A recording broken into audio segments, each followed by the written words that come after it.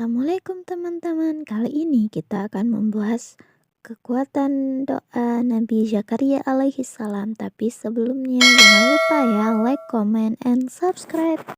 Kisah ini disebutkan beberapa kali dalam Al-Quran, salah satunya dalam surat Maryam ayat 1 hingga 10. Diceritakan bahwa Nabi Zakaria dan istrinya telah lama menanti kehadiran seorang anak dalam pernikahan mereka. Sekian tahun berlalu, beliau berdoa dan belum dikabulkan oleh Allah. Meskipun begitu, Nabi Zakaria tidak berputus asa. Nabi Zakaria menikah dengan istrinya pada usia 30 tahun, sedangkan istrinya 20 tahun. Mereka berdua sangat mendambakan kehadiran seorang anak. Wahai istriku, semoga kita segera diberikan keturunan. Aku sangat mendambakan kehadiran seorang anak dalam kehidupan kita.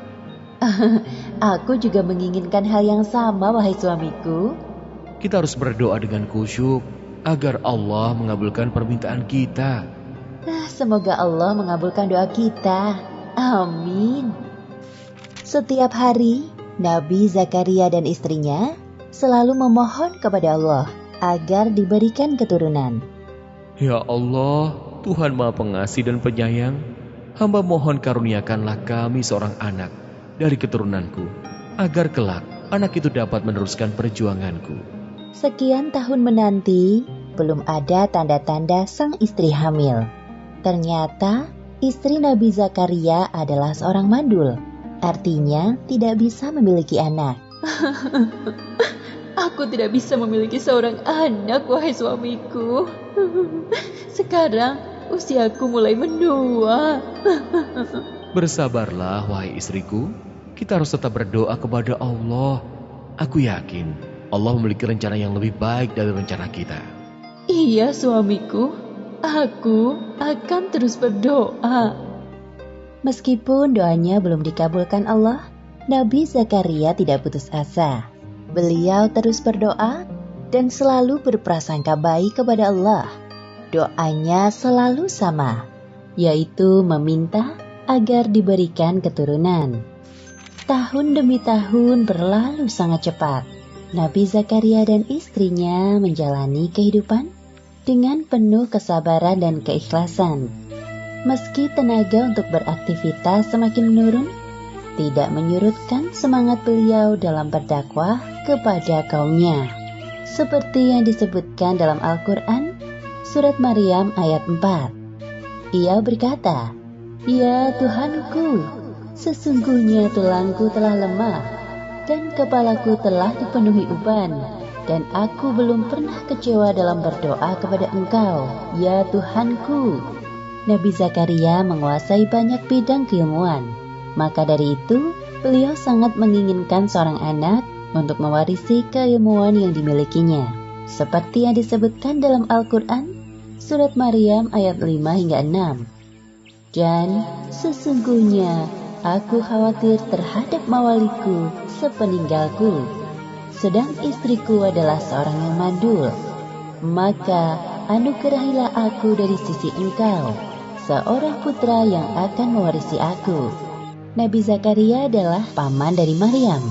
Istri Nabi Zakaria dan Ibunda Maryam adalah kakak beradik. Ibunda Maryam bernama Hannah, sedangkan ayahnya bernama Imron. Kisah keluarga Imron dijadikan sebagai salah satu nama surat dalam Al-Quran, yaitu surat Ali Imron. Pada saat Maryam masih dalam kandungan, Imron dan Hannah telah bernazar kepada Allah untuk menyerahkan anaknya kelak menjadi orang yang taat kepadanya. Namun, sang ayah yaitu Imron meninggal saat Maryam masih berada dalam kandungan ibunya. Setelah Maryam lahir dan dapat mulai berpikir, Hannah menyerahkan Maryam kecil dalam pengasuhan Nabi Zakaria. Pada suatu hari, Nabi Zakaria menemui Maryam remaja sedang duduk di mihrabnya. Beliau memperhatikan ada banyak makanan di dekat Maryam. Karena penasaran, Nabi Zakaria bertanya kepada Maryam, Wahai Maryam, dari mana kamu memperoleh makanan ini? "Makanan itu dari sisi Allah. Sesungguhnya Allah memberi rezeki kepada siapa saja yang dikehendakinya tanpa hisab. Nabi Zakaria terkejut mendengar jawaban dari Maryam. Dari peristiwa itu, timbul semangat besar dalam diri Nabi Zakaria. Sesampainya di rumah, dalam mihrabnya, beliau beribadah sambil menangis dan berdoa dengan suara merendah. Ya Allah, berilah aku dari sisi Engkau seorang anak yang baik. Sesungguhnya Engkau Maha Pendengar doa. Belum sampai Nabi Zakaria menyelesaikan ibadahnya, Allah mengabulkan doanya lewat perantara malaikat Jibril. Sesungguhnya Allah menyuruhku untuk menyampaikan kepadamu sebuah kabar gembira. Apa itu, wahai Jibril? Atas kesabaranmu dalam berdoa, Allah mengabulkan permintaanmu dengan balasan berkali-kali lipat.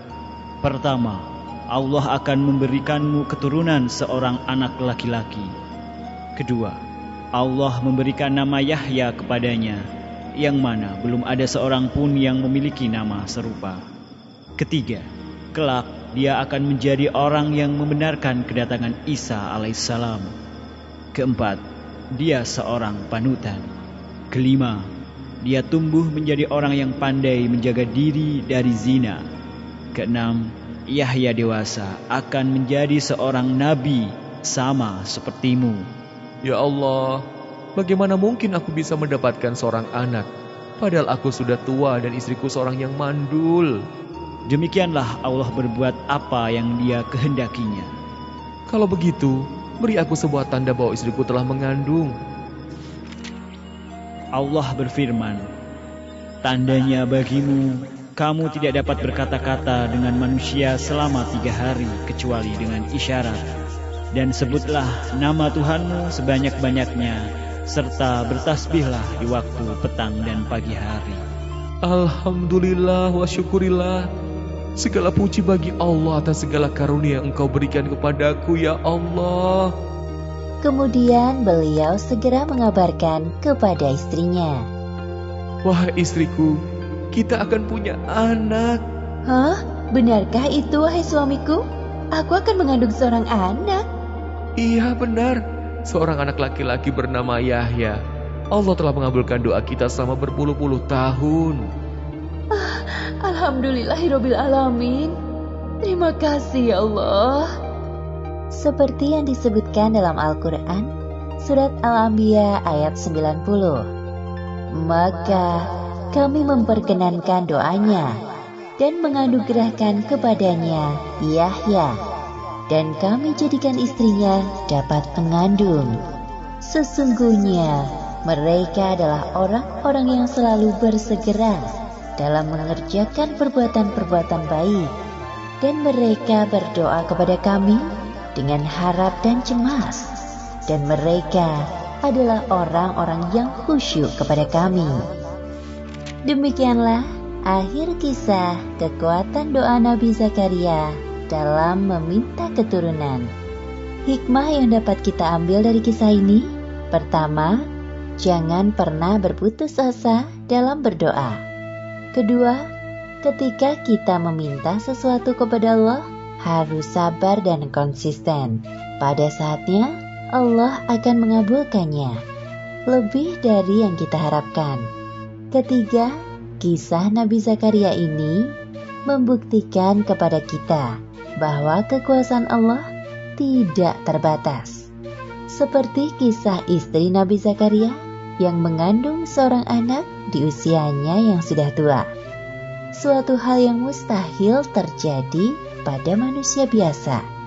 Namun, saat Allah berkehendak hal itu terjadi, maka terjadilah. Wallahu a'lam bishawab.